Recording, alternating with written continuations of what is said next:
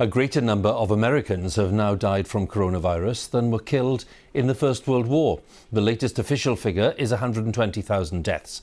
Hundreds of new deaths are still being recorded every day in the US, but in New York, until recently the global epicentre, life is starting to emerge from lockdown. People have been shopping, getting their hair cut, eating at outdoor cafes. Our North America correspondent Nick Bryant has the story.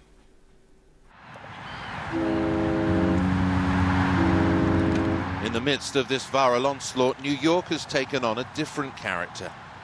Its state of mind has been anxious and fretful.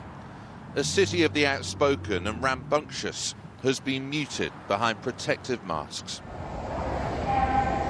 This morning, New York took its biggest step yet towards reopening, but it was far from being a stampede.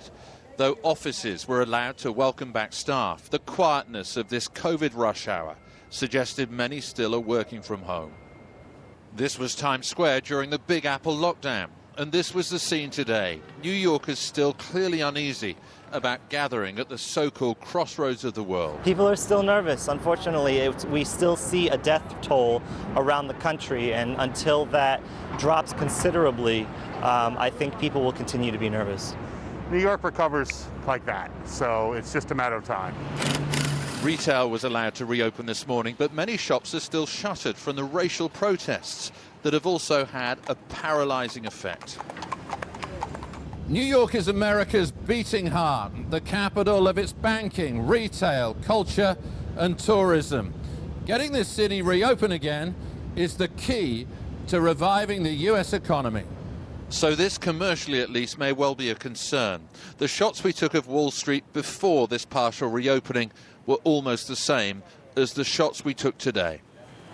There are signs of economic life. Restaurants are now allowed to serve food at outdoor tables, although social distancing regulations mean that street cafes now come with the trappings of a crime scene. We could never have gotten here if people had not done so much hard work so consistently, and it took immense discipline and strength for New Yorkers to get us here. States such as Florida that lifted their restrictions early are now paying a price. The Sunshine State has become a COVID hotspot, and South Carolina too has been setting single-day records for new cases. America nationwide has just reported its highest number of infections since early May.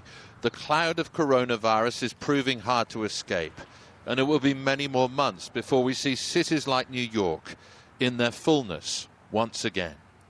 Nick Bryant, BBC News, Manhattan.